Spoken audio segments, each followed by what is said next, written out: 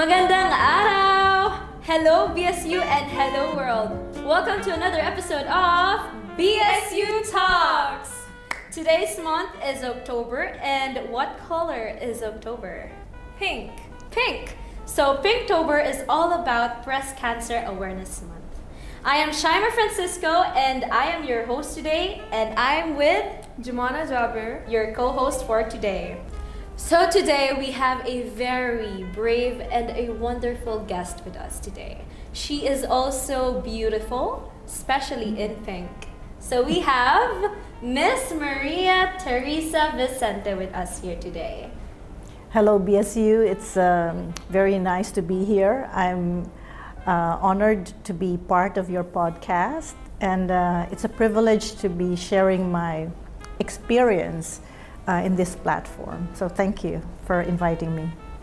Thank you for being with us here today. Let's start by talking about your diagnosis. Can you take us back to the moment when you first realized something was off? Maybe a small concern or symptom that you noticed that made you go seek medical help? All right. Actually, it happened several years ago. It was every October. It's actually the month, of course, of breast cancer awareness. So it happened to be my sister-in-law's birthday month. She was diagnosed of breast cancer that time, and that actually made me conscious about the disease. So before that, I would just hear about, breast cancer screening or breast cancer testing, all that kind of things. But I've never really had taken that much notice of it until somebody close to me has had it. So one time I was in the shower and I was, like feeling myself, just like what the ads say about you having self-test or self-examination. And that time I felt a small, like a pea-sized lump in my left breast. So that time, although, like the first thing that comes to mind is, this cannot be happening to me, but then I think it's just something like a normal thing to do for people who's had this experience, to go and look at the internet for information, and I did that. So they say, like this could be like just a lump, just a cyst, it could be nothing. So I just took it as that. But then after a while, it got bigger and bigger, and that made me concerned more. That's why I sought medical help, and I went to the doctor. The thing is, it was actually a misdiagnosis the first time. Oh. Yeah, when I went to the doctor, to the OB, and I told them my concern. Of course, the next, I think, advice to do is to have a mammogram. So I had a mammogram, I had an ultrasound, and but then after the results, the doctor there, or the radiologist, told me that that's just looking like a benign cyst. It is normal for perimenopausal women like me, like I was that time. And so she said, no, don't worry about that. But I told her, like, I feel a bit of discomfort or sometimes a bit of pain. But then she said that, oh, you can just take Panadol. So I know. So that actually put me at rest, because there's an expert, and I had a mammogram, and they all told me that it was nothing to be scared of. So that was the first, or the initial findings I had. And then flash forward a year later, when that same lump grew bigger and bigger. And I was, of course, it got me so concerned. And I took another doctor's checkup that time. And that second time, indeed, they told me that it was cancer. So it was a year after. So imagine what could have happened if I had the right diagnosis the first time. So I think it's very important that when we are diagnosed, that we also seek second opinion we don't rely right away on the first diagnosis, because for all we know, it could be quite serious, like what happened to me. Exactly. Obviously, receiving such news can and was probably life-changing. Definitely. I can only imagine how overwhelmed you must have been. But when you received the right diagnosis, Mhm, mhm. what exactly went through your head that, oh, I should have done this year ago, or That's true. what did you feel at that point? What were your emotions? Oh my goodness. So actually the first time I felt like I even had a testimony at the church where we're going, and told them that that was just a miracle. I thought I had breast cancer and I didn't. So the year later, that when I had the actual breast cancer diagnosis, I felt I felt confused and a bit ashamed, like why this now? I mean, after the first diagnosis, which is negative in the sense that I have no breast cancer, it's benign, and then to have that diagnosis of breast cancer a year later. So it came as a shock, and of course, needless to say, I was devastated, and my whole family as well. So that was the initial emotion. During the year of misdiagnosing, were there any particular symptoms that got worse, or did you brush it off? Well, actually, the first time, the doctor told me that it's one of the normal things that you go through as you go through perimenopausal stage. But I realized that there's some concerns I need to be aware of, like the size of the lump was growing. So I think that's one indicator that there's something wrong, because the lump was getting bigger and harder and getting more and more of a discomfort to me. And actually it protruded to the breast, in the shape of my breast. So that time when I seek the help of a doctor, he actually was surprised to see that how come, I have checked that appearance later, not in the beginning. So I said, because I relied on what the doctor said, it was nothing to be afraid of, to be scared about. So, well, it does happen. Misdiagnosis really do happen. So that second time, it was a year later. So the cancer has gotten worse already. So during this whole year, you Mhm. were confused about what your diagnosis was. Yes, definitely. I was confused because I couldn't help but be scared. Like, is that really true? Like, there's nothing to be worried about. And then seeing the lump getting bigger and bigger, and then finally after it, I was told that I had a biopsy.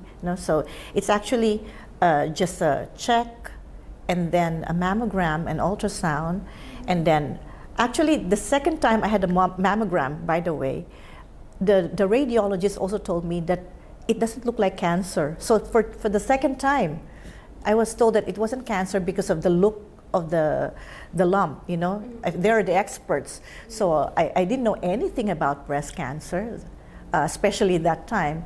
So I just relied on what the experts told me. Now, I'm not trying to say that don't believe on the doctors or the experts, but I'm just saying that this is from my own personal experience. So they are the ones who study about these things. So what do I know, right? Yeah. So anyway, the doctor there told me that it doesn't look like cancerous, because the edges are very rounded. It's not like, there are certain things that they look for in a lump that would indicate that it's cancer. So, but that time they were telling me that it doesn't look like one. So anyway, when I had a biopsy, which is actually that would be the thing that would tell you that it's cancer when you do a biopsy. I had the tumor extracted a tissue off, no? And then they checked it, and the diagnosis now came out that it is cancer after all. Actually, it wasn't just the breast cancer thing, but the type of breast cancer. I didn't even know that there are different types of breast cancer. Yeah, yeah, because we all just know it's a breast cancer, but then we do not realize that breast cancers have different types. And I was told that time, being naive that we were, I mean, me and my husband, no? And we had the biopsy done in the Dubai hospital. And when the result came out, and my husband actually called me up to say, oh, the results are all negative. Said, it's negative here, negative, negative. So it's a triple negative. So, you know, at first, your first thinking was it's negative, so it must be a good news. You know, like being negative for something about cancer would be good, right? Yeah. But then I checked it up in the internet, and right there when he was telling me all this, I got, you know, like the blood came like rushing down from me, because I checked from the internet that triple negative is actually the worst breast cancer type. It is the worst biological breast cancer type. So like you think you know it's negative, but then it's actually really bad news. So like one after the other, the world is crashing down on you. That's how I felt during that time. Would you mind elaborating on the type of cancer? Oh yes, although I'm no expert to this, right? I've just I have asked my doctors and have done a little bit of research about this, and I was told that the triple negative breast cancer, the type of breast cancer I had, is actually the most recurrent type, and this is because they have not discovered the medicine that would deter or obstruct because you know there are other types like progesterone, estrogen, HER2 receptors. Like these types of breast cancers, they have already found some medicine to stop the triggers. But with this type, they haven't discovered it yet. So what stops the trigger? What stops it from becoming cancer? So, and then I have also learned that this type of breast cancer is actually only treatable by chemotherapy. So that was also, you know, the sad part. And saying that it's the most recurrent is actually very daunting, you know, like you have one bad news after another. So imagine being told you have breast cancer and then to be told that you have this worst biological type of breast cancer. So that was really devastating at that time. It must be very hard. Yeah, it was difficult in many levels. This news after like 1 whole year of undergoing through this diagnosis. Mm-hmm. During the 1 year, do you believe that you might have known but just weren't accepting it? Perhaps you could say that. The first time that there was like at the back of my mind, you know, I was thinking, is it really true that this is not cancer? But as you were saying, maybe there was no full acceptance of it, because I was thinking now in hindsight, I could have, you know, gone back to the doctor or sought second opinion after that. After a while, when I was seeing that the growth or the lump was growing, but then a part of me wanted to just, you know, embrace that thought that this is nothing to be scared about. So actually, that's why, you know, my nonchalance, you know, like I didn't care about it. So it took a year, and to see it really that very obvious already, only then I had the courage, you could say, you know, like to go and seek another advice. So yeah, the truth is, it could actually be scary, you know, the thought of you won't think you'd have it, meaning when I first had it, I said, how come? Why me? You know, that's the thing that comes to mind. Actually, when I first came to the doctor, they told me, you don't have you're not the type to have the breast cancer because one, you are not overweight. You didn't use any. They asked me, did you smoke? Do you drink? Do you have? Did you take any hormones or steroids or things like of that sort? And do you have family history of breast cancer? Those are the things that the doctor asked me, and I didn't fit in any of those. So they said that there are people who would have this type of breast cancer, you know, like out of the blue. Like we don't know where cancer actually comes from or what causes it, right, until this time. So there could be a glitch in the genes or something, or in the cell reproduction. I'm not sure if I'm saying it out right, no, but something to that effect. So, but that happened. So after that long period of having a proper diagnosis for you, how did you bring this up to your family, especially your children and to your close relatives as well? Of course, the children, my children then, one was an adult, and then my second one was a teenager, and then the other one was just a child. You know, he was about 9 or 10, and I think it's important that you explain it to them in that level of understanding. So for the adult children, from an adult child, of course, and she's the girl, no? She's my daughter, so she understood what exactly was happening, and she was actually very empathetic.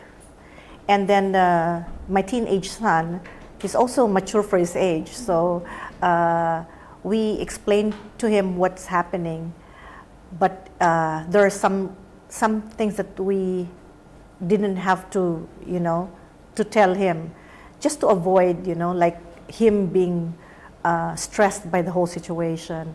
And to the young one, he's just a child then, so we wanted to tell him what we need to go through as a family, but not give him too much information that would affect him emotionally. But then, of course, you cannot help but them witnessing things like when I had my hair shaved, you know, when I got bald when I was doing chemotherapy. So I remember my son, the youngest one, seeing me bald for the first time, and he cried. Aww. You know, and that really broke my heart because I think it's the obvious manifestation of the disease, seeing your mom being bald, you know, bald now.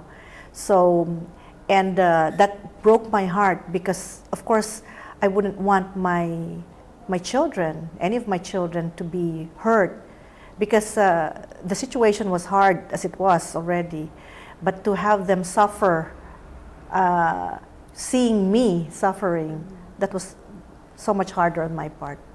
Carlo was the youngest, right? Yes. Actually, Carlo is my classmate. So if you guys didn't know. And he's also the vice chairperson of the outreach committee. Yeah. And the reason why I'm here as well. Yes, special thanks to Carlo, actually. So he's actually here behind the scenes. So. Okay, so after breaking the news to your family, let's talk about the treatment you went through. So what treatments did you undergo, and how did this affect your daily life, since this is something new to you and it's something difficult involved in your daily routine?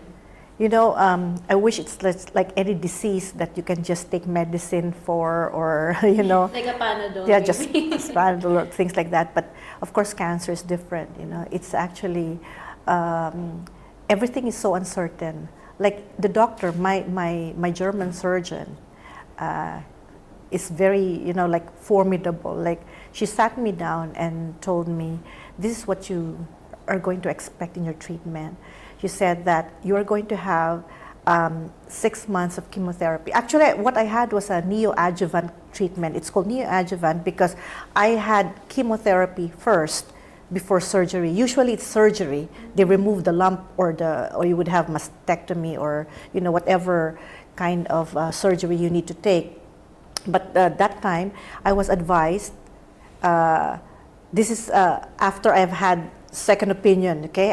I've had my first doctor, and then because I've learned my lesson from before, so I went to another doctor for the second time. Actually, my husband wanted me to go to the best hospital here in Dubai because, cancer treatment is very expensive, even if you have insurance. I mean, in my case, our insurance covers only 80%, so 20% come from us. So that 20% is still very, very costly. I could say it costed an arm and a limb because also because of the hospital I went to Mediclinic and then American Hospital for my radiation therapy. So my husband said that I'll take you to the best hospitals because I want you to get the best possible treatment there is. Since like I'm in a foreign land, this is not my home country. I didn't know anything. I mean, where to go?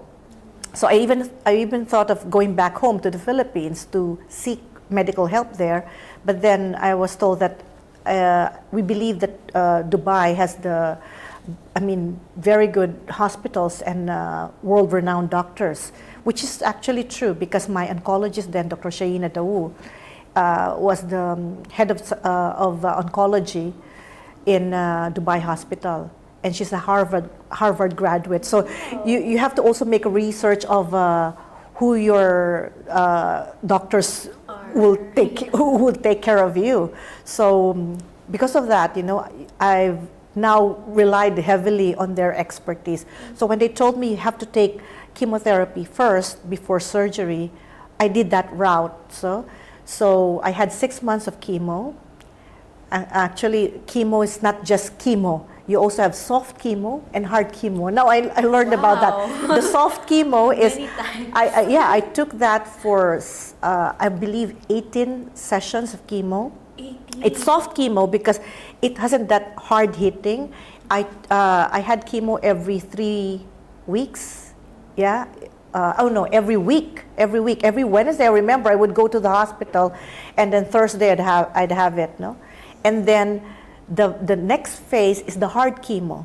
So I had it for 6 sessions, and it's like they call it the chemo concoction that they do on you is called the red devil, no? Because it's actually colored red, and the effect is so, I suppose, it's so potent, it's so toxic, if I could say that. Or in the sense that it kills your cancer cells, right? All the cells in your body as well. It's also the good cells, not just the bad cells, but the good cells. So that really had so much negative effect in my body. But then it cured my cancer as well. So that was chemo, and then I had surgery. The good thing about it is after the chemotherapy, the lump grew considerably smaller after the 3rd session. So it was from like a golf-sized ball to becoming like nothing after 3 sessions. So the doctor told me, I've never seen anything so dramatic in my medical practice, like this lump being affected this much after only this short a time. So she's asked me, what are you doing? I said, I just constantly prayed. I prayed and said, whatever you're doing, keep on doing it because it's working. So, and that time they told me, because of that, instead of you having a mastectomy, meaning the left breast removed, you're only going to have lumpectomy, meaning only a portion of your breast is going to be removed. So that was a fantastic news. So I'm going to still keep my breast, just a portion will be removed. So after the chemo, I had the surgery, and then after surgery, I had radiation therapy. So it was a whole 9 months of grueling cancer treatment. So, Wow. You are so brave for having these sessions, honestly.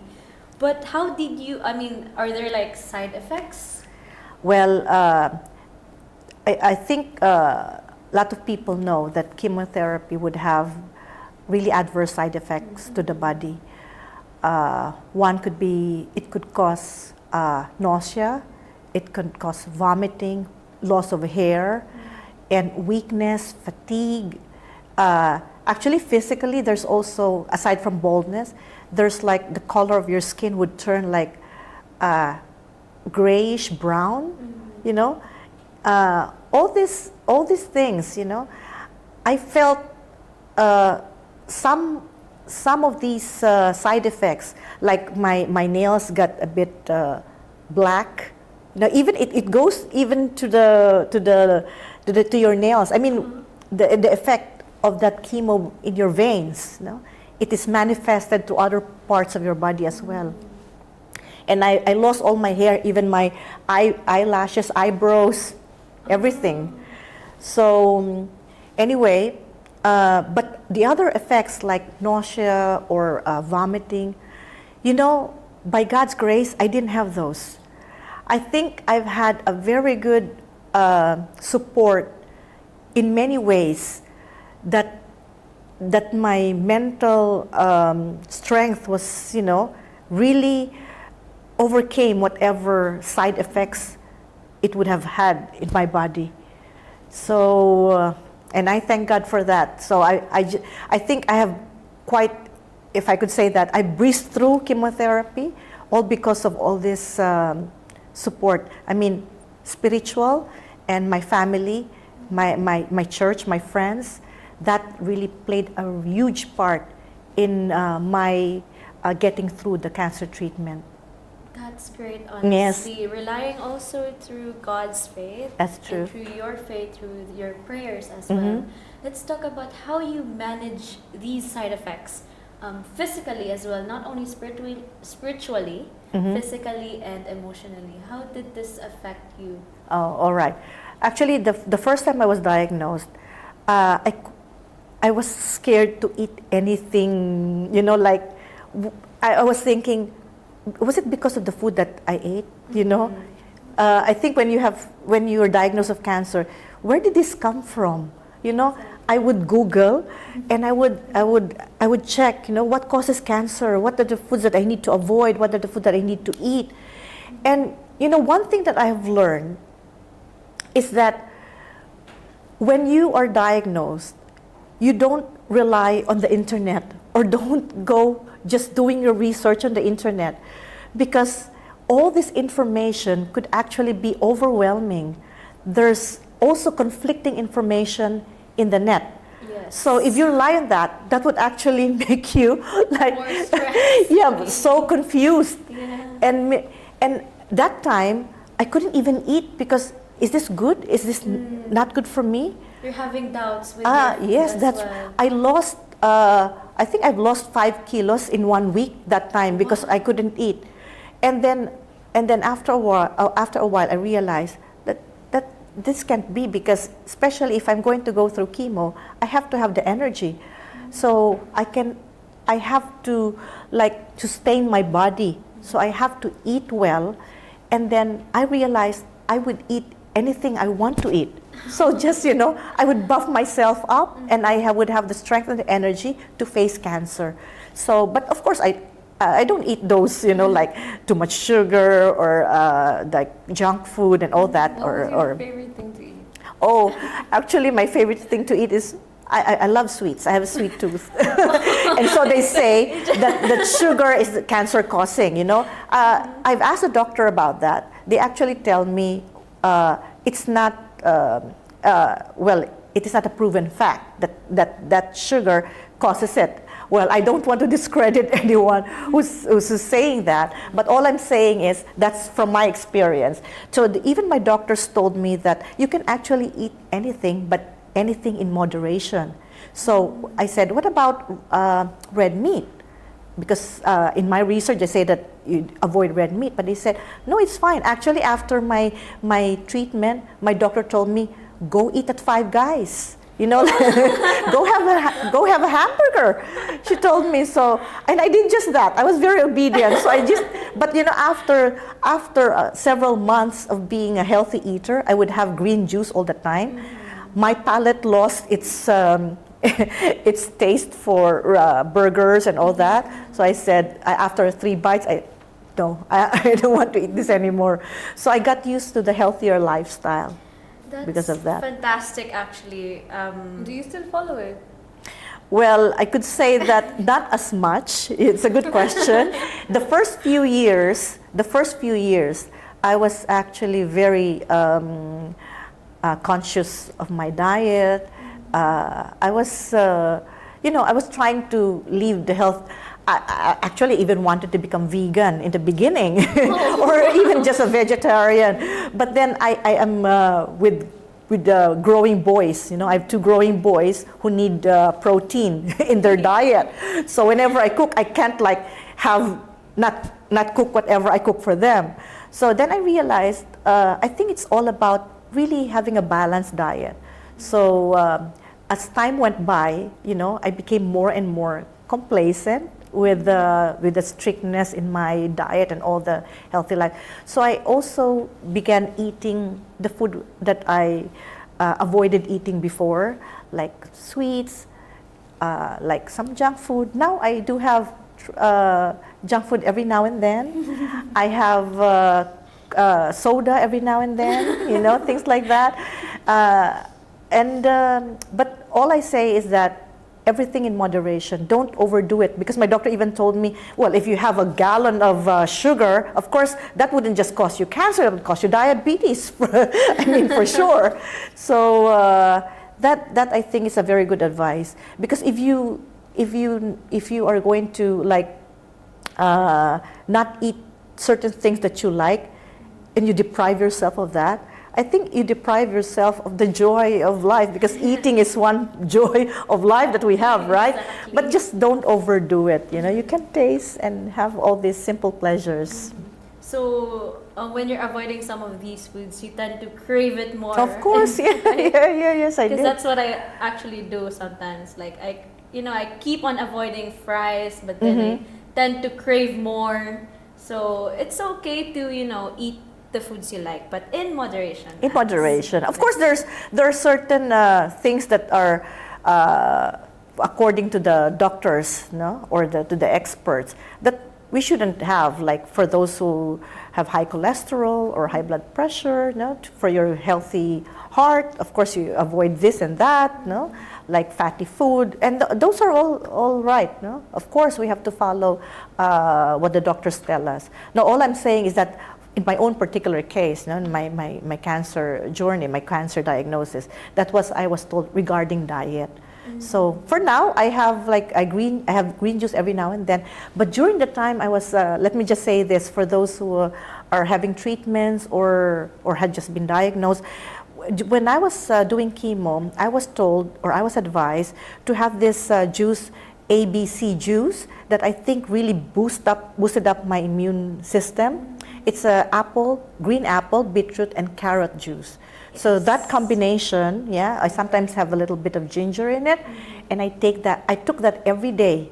So because when you're having chemo, you have to have your red blood cells up. So they take your blood test every time. So if it's down, if your white cells are up, you can't have your chemo, and you won't like that, because you would like your treatment to go on, yeah, exactly. As scheduled. So I would have the ABC juice every day, and that actually helped me, I believe. A fun fact, guys. My mom used to, when I was back in Qatar, because I'm from Qatar, so when I was in Qatar, she used to give me this juice, the ABC really? juice with Yes. ginger So as it well, must be every day. And then she also used to give me the green juice with yes. ampalaya, the bitter taste. gourd. Yeah, and then she used to tell me to drink this every day. I used to drink this every day, and it actually did boost my immune system. So you guys should try the ABC juice as well. So. And I'm a firm believer of that. I think green juice is it's very good for your body, because it's very healthy. So that's one thing that I've learned about, the cancer treatment. well, I hope that our audience would also follow suit. Yes, I hope you guys would also listen to what Miss Penny, Peppy. Peppy. Miss Penny. Penny. I'm used to Penny. I'm thinking of the Marvel, you know, Character. Yes, Captain America's. Oh wow! Wife. Maybe you're thinking of me as a Yeah. superhero now. Because she's brave. Anyone would be brave. I mean, you can't help but be brave in a situation like that. If you'd like to fight for your life, like to live for your children, you can't help but be brave. You have to be courageous, you know. You shouldn't give up and just lose hope. And of course, with God's help and with your faith, you can actually overcome it. Exactly. So what you can say that one of your inspirations was really your children. That's true. That's true, of course. Aww. And he's under. With that sound effect. So let's talk about our coping mechanisms and our reflections throughout the journey of Miss Penny. Listening to you about talking about chemotherapy and surgery, it's obvious that it took a tremendous toll on your physical and emotional well-being. But despite all of these treatments, there's this mental aspect of staying strong through it all. And this journey is not just about, there's this treatment, there's that, but also there's this negative feelings of fear, anxiety, and uncertainty of the future. This is why coping mechanisms are very important. So what coping strategies did you use, and what was the most effective out of all of them?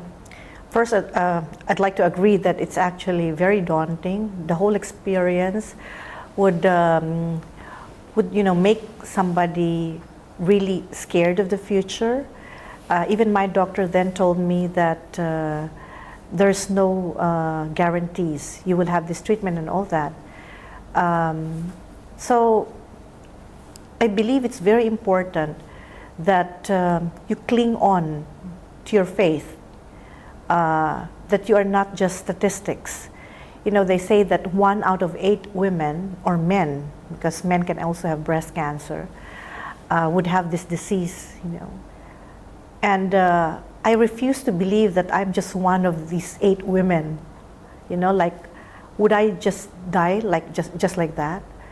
I believe that there was a purpose for this phase in my life. And I'm very grateful that I have this faith that I have. You know, God sends people to you for enlightenment. And there was one person I remember when I was diagnosed. She actually lived in the States. You know? She was, and I've learned that she's a breast cancer survivor of 20 years. So knowing that somebody has survived it for that long gave me a real boost of encouragement. And I reached out to her, and we became Facebook Messenger friends, you know. And I'm really grateful for, you know, people like that has encouraged me and told me that it could be daunting, it's scary, I know, that these emotions are real, you cannot deny them, you know, but then you have to find purpose for this event in your life. Now, I have realized that from that verse in Psalms, that the steps of a good man are ordered by the Lord. So that verse gave me that purpose. Like, if God has allowed this to happen in my life, then there must be a purpose for it. And I realized that God's presence was ever so strongly felt during this time of difficulty, during this time of uncertainty. I have never felt His presence so much more during the difficult times. So that's one thing that I have held on to, that faith. And then I've also, I didn't fool myself into thinking that, oh, I'm going to get healed, you know, like all this 100% positivity, although that's a good thing also.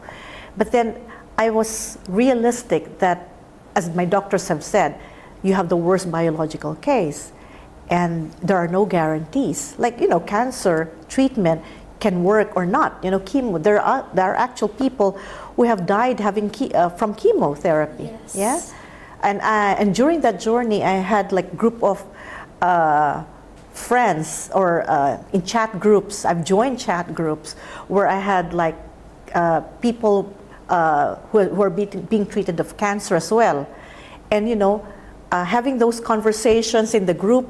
And then you would know that one person has died, this person is in the brink of death, So you're so well aware of what's happening around you, of people like you who's having treatment. So you have to have that firm grasp of reality as well. So I know that I have faith that there's a purpose to it, but maybe also that this could be the end of me. This could be the God's purpose in my life. So I thought to myself, I am victorious in life or death because, God is with me. And I have, although it's also a sad thing to think that I would leave my young children behind. That's one thing. So I sat them down also, my husband. I asked him, what would happen to you, if ever, I pass away, if ever I don't beat this cancer. And he said, don't worry about us, because I know that God got our back, He got us, so don't worry about it. So he was very honest with his feelings, with that purpose of God in our life, and also the very strong support of our church and our family. Those are the factors that made me cope with that very difficult season in life. So all that negative feelings that I had, the waiting in the doctor's room, which was excruciating, I believe, because you never know what the diagnosis would be. Would you continue on, or is the treatment working or not? So I just held on to prayers. I held on to faith. People would say that, but it is actually true.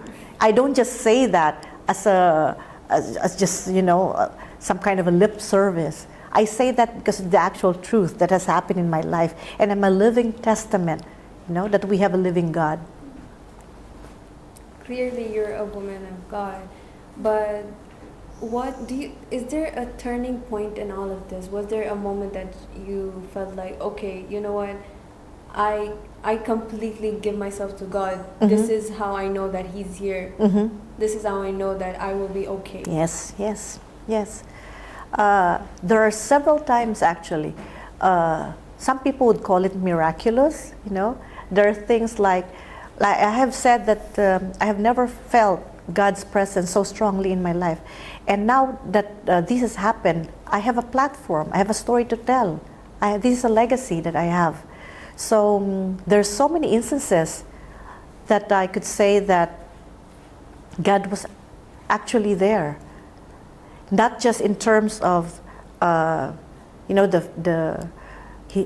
He helped me in terms of coping with the disease. Like I didn't feel any side effects of chemo, and the pain after surgery was so much less. Things like those. But the important thing there is, that the driving force to healing, and that the lesson and the story that I have for others, that was much more important. You mentioned your family and friends. I wanted to ask, what role did they play in this journey? How exactly did they support you? Oh, tremendously. I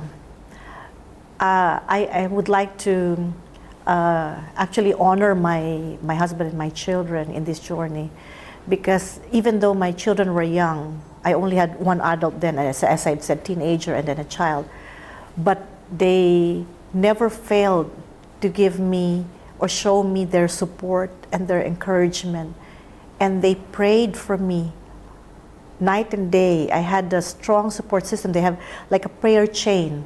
Like every hour, people I know are praying for me. And that actually gave me so much comfort, so much motivation to just keep on, fighting.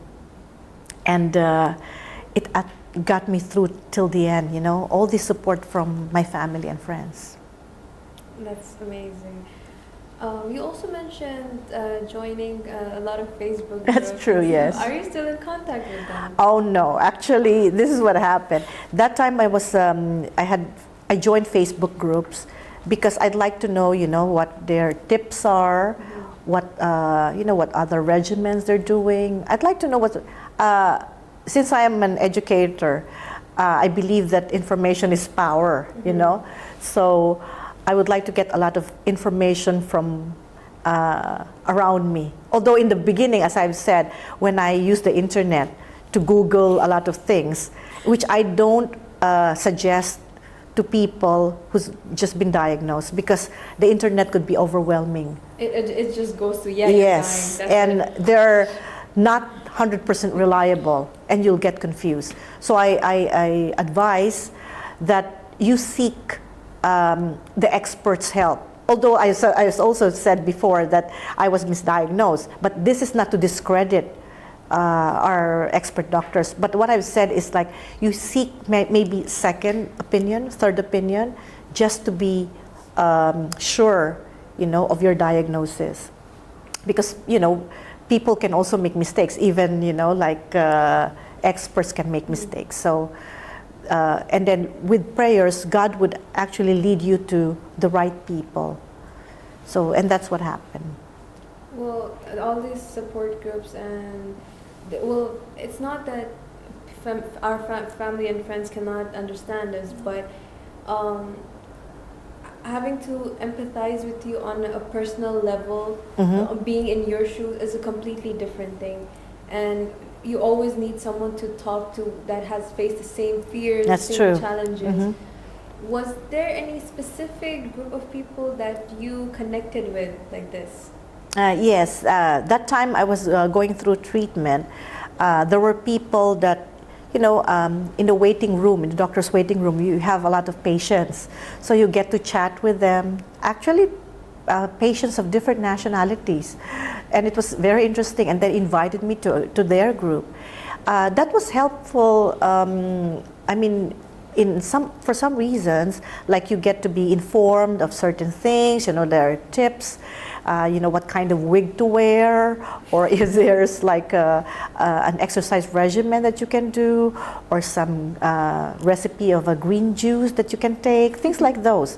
But then it also there's also, from my experience, yes, actually there was a point in time when my husband and my doctor even told me, get out of that group already, because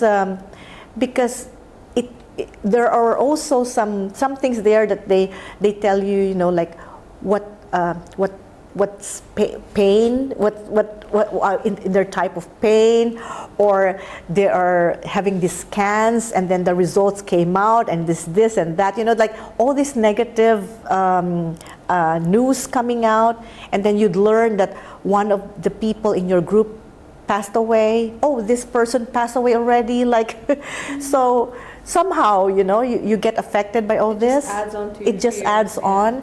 So what I'm saying is there could be, people who would have the willpower to stay on with it, but depends on your personality, I suppose. So, but with my kind of personality, there's a part of me who's a bit of a warrior. So when you are, like with a group of people who's saying these things to you, so I was advised, like at this point in time, just leave the group for now and just wish them all well. So that's what happened. I'm very curious about one thing. Did you wear wigs? Yes, I did. I actually did. That's also, I think, one of the, for a woman, for us women, our hair is the crowning glory, right? Yeah. And I've always had my hair long. I've always, very long. I always had since I was small. So, but that time when I had to have my head shaved, I had it shaved. You know, the barber came over to our house to have to give my sons and my husband a haircut. And that time I said, just shave my hair now, because it was falling off already. That's around third session of my chemo. And then that's what I said, that when I saw my son crying, right? So, and then I was bald, and I looked at myself in the mirror. Actually, that was also another time that I really cried, because it was the physical manifestation of the sickness, right? And then, you know, I just found it silly afterwards to think that, why am I crying over my loss of hair when it will grow? It is just a part of me. It's not, you know, it doesn't define who I am. But, you know, like being a woman that we are, you know, we are, but then my husband, very supportive, he bought me this real hair wig in Karkafi. And it actually cost a lot, you know, like real hair, because there's synthetic wig as well. Yes. So he bought me that, and it looked so real, like the hair that I had before being bald.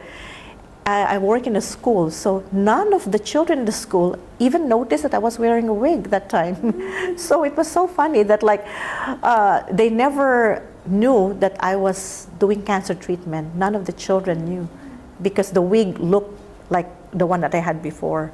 So, but then yes, and then at night I would take my wig off, and then, you know, I would just, you know, that's like freedom from this foreign body, it's from like your gush of air. Yes, a gush of air. So yeah, that's actually a very interesting part of my life. I'd like to also highlight the fact that you were also working during your treatment. How did that go? Oh yes, I worked throughout the treatment. I never stopped working. Like complete, like normal 9-to-5 job? Yes, I work in a school, and I remember that time our off days were Fridays and Saturdays. We start the weekdays on a Sunday, right? And I would have my chemotherapy on a Thursday. So what I do is I would have half day off. Wednesday, lunch break, I would go to Mediclinic Hospital, to City Hospital, and I would have my chemo that afternoon.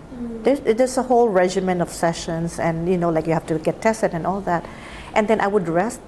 Wednesday night I would come home, and then I would just have a day off. My boss my boss then told me, just take the one day off and then come back the next day. So I've never had any absences. I mean, it was like a special arrangement to just have a day off a week for that treatment. So nobody actually in the school, except for the very close people I know, really knew that I was doing cancer treatment, because I had wig. I was all smiles still, and all that. Continued working. Was it exhausting putting up a front like this? Yeah, there were times that I was exhausted too, but to be honest, it wasn't that all bad. That was what was amazing in my experience. I would,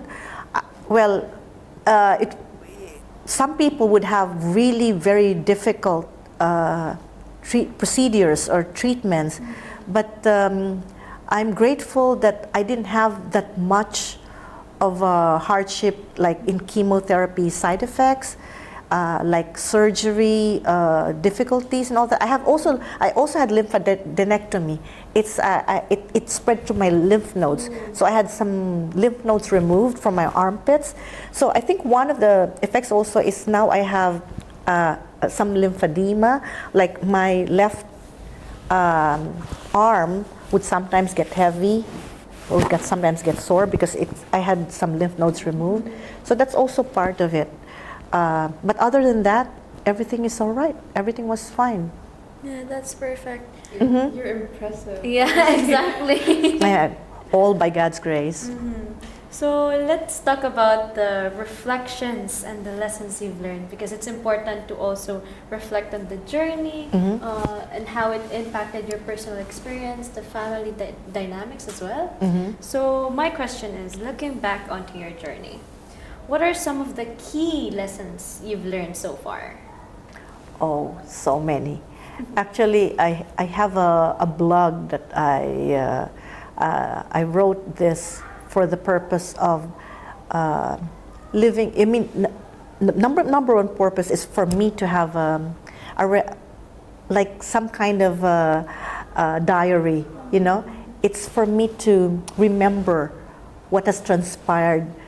So, and that is also like a record for my family, my children, and then those people who care, you know. So I opened that blog to those people who want to know the journey, okay, cancer journey.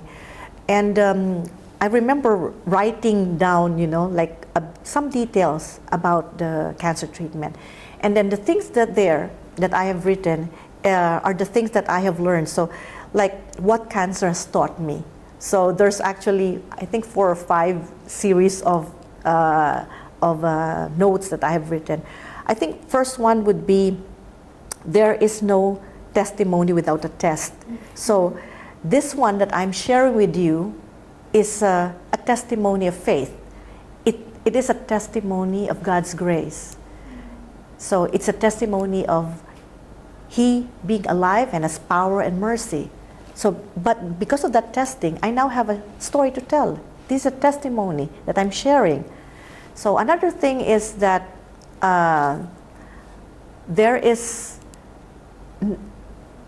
is in control. You cannot rely on people. Because if you rely on, because you know, cancer can affect anyone. No amount of money, power, wealth, health can make you, you can avoid this disease. So it's only in God's hands. So everything is in His power. So you have to rely on Him. Another thing is, life is short, you know. You live the life that you're given. There's so many things that I've learned, like you don't live. I was not given this life, and I was not healed just for the purpose of living.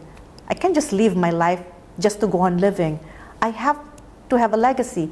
I have to have a purpose for it. And I thank you for having invited me to this, because I am able to share that legacy, that purpose of mine, you know, to other people. That I have to live life, you know, be more adventurous, you know, seize the moment. Now, I tell my children I'd like to go skydiving if I'm given the opportunity, travel, you know, enjoy the food, enjoy the people and their company, and more importantly, to share God's story, you know. That is a very important story that I'd like to impart to everyone. Something really important that we took from Miss Penny over here is do not take life for granted. For granted, that's true. Because everyone deserves to have a life and has a purpose to live as well.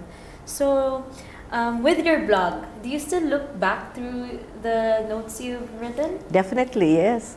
Because when there are times that I'm feeling low, you know, it's not all, you know, you're not every time in the mountaintop, as they say. There are times through life, there will be seasons that you're in the valley. You know, like I'm talking in, you know, in riddles here, but it's like an analogy, you know, that you're not all in high, you know, like everything is good around you. Sometimes there are lows in life, you know, like there are failures, not all are victories. So when times are hard, you know, you look back, and this serves like a reminder to you, because you know, we people, we are feeble-minded. We tend to forget things so easily. So, but if you record, if you document things, you know, it gives you a good proof that this has happened to you. And I look back, I read it, and then I become refreshed again. I become reminded again. If God has healed you before, if God has, rescued you from that situation, then He can do that again and over again and again. So we can say that your blog serves also a motivation for you to Not just for me, face. but for hopefully for people around me. Yes, exactly. I just want to ask you also, how did your journey, affect your perspective in occurring challenges on your life right now? And also, how did it change the outlook for your life as well? Oh, now, because I have faced death, face to face, in the brink of death, I could say that now that I've been given an extension of life, I could only be grateful. Like, I always say that this extension is a gift. I could have died in 2015 when I was diagnosed. A lot of people I know who was having treatment that time actually passed away already. I had friends here and there, Actually, one person who had the same anniversary I had. We had the same radiation treatment, so we would see each other there in American Hospital. And then for me to find out that after several weeks after that, she passed away. After going through the whole treatment, she finished the whole treatment, and then it didn't work for her. And then I had former students as well, because I used to teach in college. So I had former students who I would know had cancer at an early age of early 30s, late 20s. And I reached out to them, and they were struggling because it's actually stage 4 cancer already. It has metastasized. So because I've had that journey, I've had that experience, I'm able to reach out to them because it's more real, and that I consider that as a privilege. They passed away because it's not just one, but a few other people. It hurts me to think that they didn't triumph over cancer like me, But of course, we all have our appointed time, and that's their appointed time. But at least at the end of their lives, I was able to reach out to them and just pray for them, and then just share my faith and all. So that has changed my perspective, because now I'm able to reach to people who has had it. And now I'm reaching out to people like you, who we wish would have like a checkup at the very least, because it's October this month. It's very good that we have this breast cancer awareness. It's a good time to take a look at yourself and check your body. It's actually not just for October, but every time. Like you ladies out here, because it can affect even young ladies nowadays. You have yourself checked whenever you're in the shower. There's so much information on the internet anyway. And if you detect anything that is worthy of concern, then have your doctor check it, because of course in cancer, early detection is the key to healing, So if it's detected early, there's a huge chance for survival. So do not take your test Later. Don't take it for granted. Have it tested. And take second and third opinion. Yeah, exactly. Very good. Yes. And we're back. So we have a very, very special surprise for you for today. So let us bring in our very special surprise. Drum roll! It's actually Carlo, Oh, there. Miss Penny's My youngest son. Yeah, he was 9 years old when I had it. So I have just a little short message for you. So hello, Ma. I just want to give you this little appreciation message for you. Ever since I was a little boy, I would always look up to my brother. But I never really told you that you were the second one on the list. You're my loving, always cheering me up, supportive mother, who was always trying her best in everything she does. I always wanted to be like that, even up till now. Thank you for taking every sacrifice just to see me smile. Thank you for giving me a roller coaster of experience and learning through my mistakes as a child, even till now as a growing up university student. Thank you for being the strongest mother. I know surviving a year of suffering, having to live with no hair at all, and having to take care of us even through your hard times. So I will never truly forget all the hard work and lessons you gave that helped me create the God-fearing, strong mindset I have right now. I love you, Mom, and may God bless you through the days of your life. Oh, thank you. Oh, I appreciate that. Aww. Thank you, Charlie. That is so sweet of you, Carlo. Thank you. Thank Fun you. fact, Carlo is really, really nonchalant when it comes to coming into university. But he really does have a soft spot for his mom. So Carlo, Now I have a second place. First place is still the brother. the brother is actually here. So, Carlo, thank you so much for giving a very sweet message to your mom. Let's talk about, I have just, one question to you, Carlo. So, you were a big part of the support system that your mom was having. So how would you, advise the individuals we have out here listening and watching regarding being someone who supports a very close relative to them during a journey of breast cancer? Well, for me, of course, I was 9 years old that time. It was a very young state for me. I had to learn the hardest way, which is having almost not a mother throughout my, 9 to 10 years old. So I had to learn the hardest way with also my brother telling me, my dad telling me about how I should always love your mother every time that she does even the littlest things to you.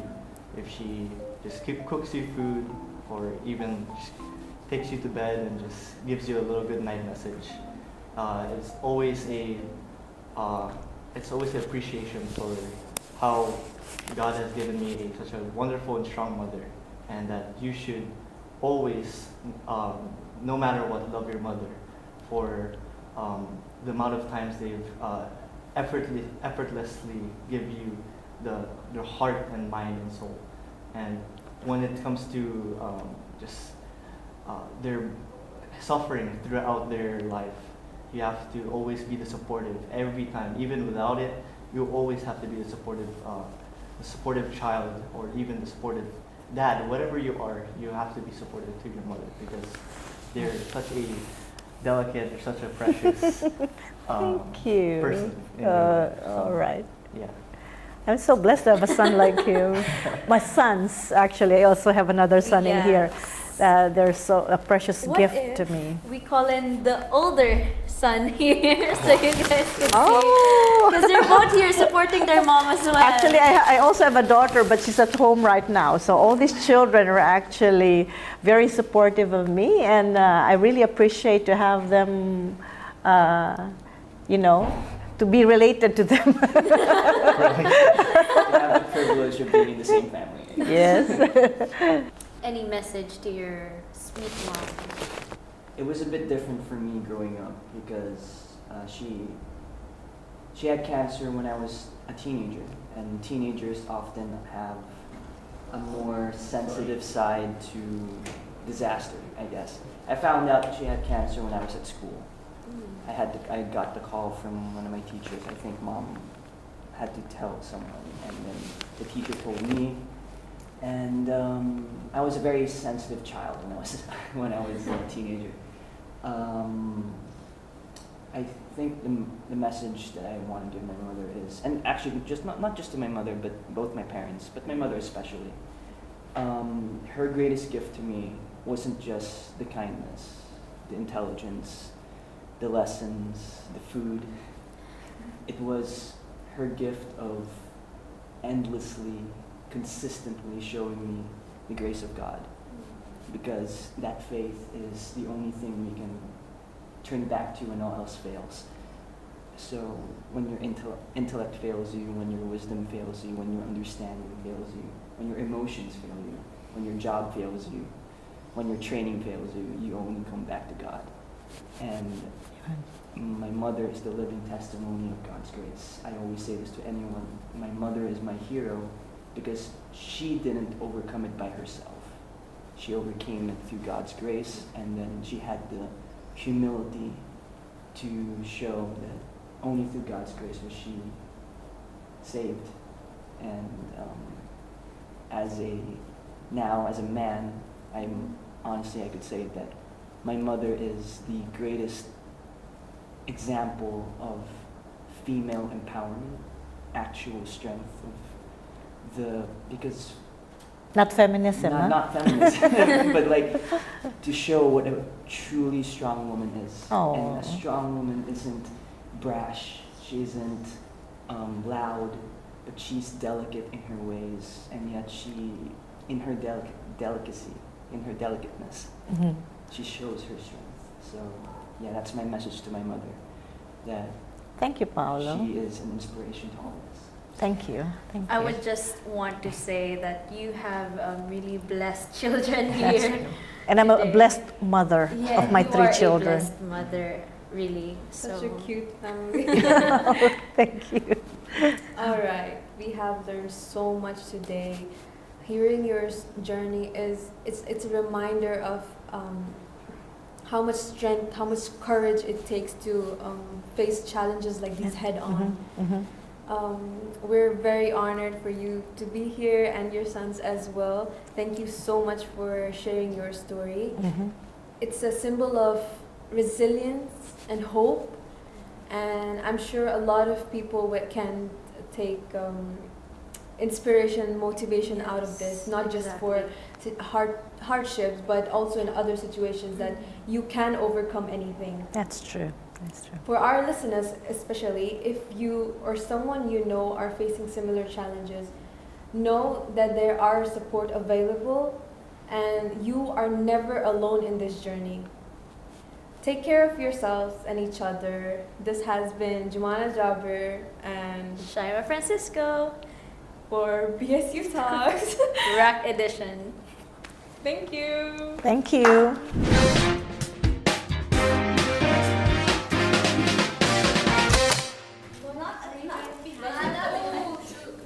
Use your plate. What are you doing? Plates for a reason. Lloyd. I am monitoring something important. Oh. Ano yun yung ASMR?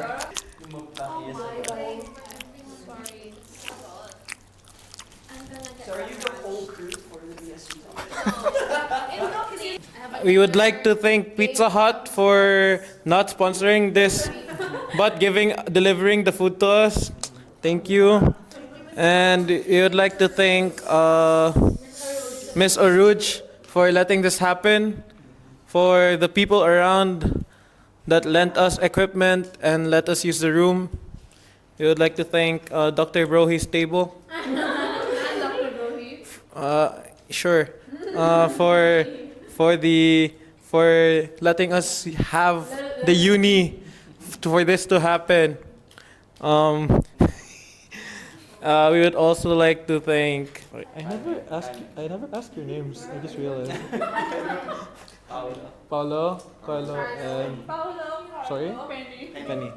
We would like to thank Miss Penny, Paulo, and our very own Carlo for coming to uni on the Saturday and sharing and then being here to have our BSU podcast episode 2. Woo! Really? Episode 1 part 2. Okay. I would also like to thank shout out to Pats for bringing the guests here, that guy, and me from my house as well. Without him, we four wouldn't have been here in the first place. We would have been in our own homes, doing nothing, you know. Yeah. Woo. We would like to have a shout out for our VPE and secretary. Without them being here, even though they didn't follow the dress code. What do you mean happy? Okay, that's on them. But like, yeah, without them, the questions and the discussions would not have happened. And shout out to the education committee. Woo! Again, without Very hard working. yeah. Life. Also shout out to Prime Stage Studios for letting us rent their mics. Yeah, I can still hear myself from here, you know, even though without headphones. Lloyd, you're not why are you not eating? Thank you. I didn't know there was food. I did, You didn't read that. but I thought it was just gonna be like shawarma or something. I didn't know it was gonna be Pizza Hut with like Pepsi. I just ate 4 pieces of chicken from Muggen. Shout out to Muggen Food for keeping me full. Yeah. He's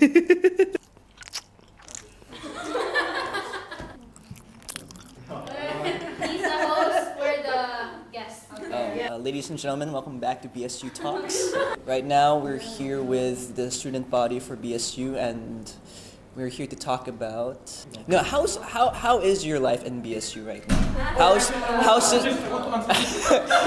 Okay, so being a BSU student is actually really enjoying, like really like Enjoyable. enjoyable, cause like Guys, tissue.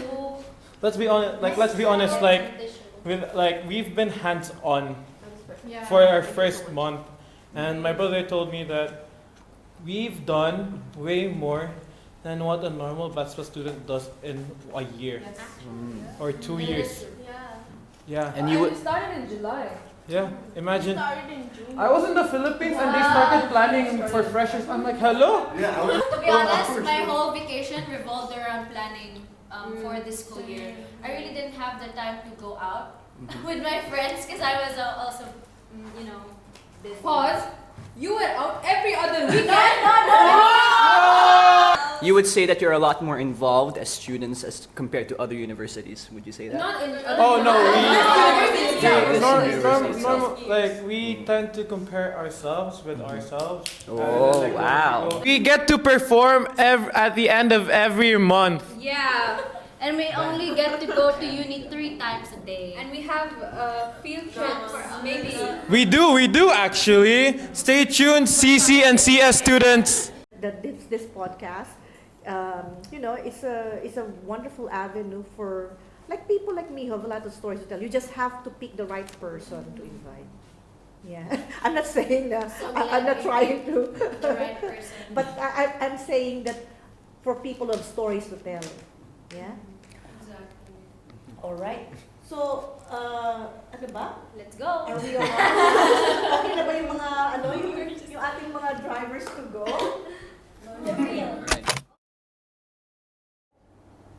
Thank you very much, BSU, for inviting me, and this is an opportunity for me to share my story in this wonderful platform of yours. And I wish that this is going to reach a lot of people and be life-changing to them as much as it has changed mine. So all the best, BSU, and congratulations to all your wonderful efforts. God bless you.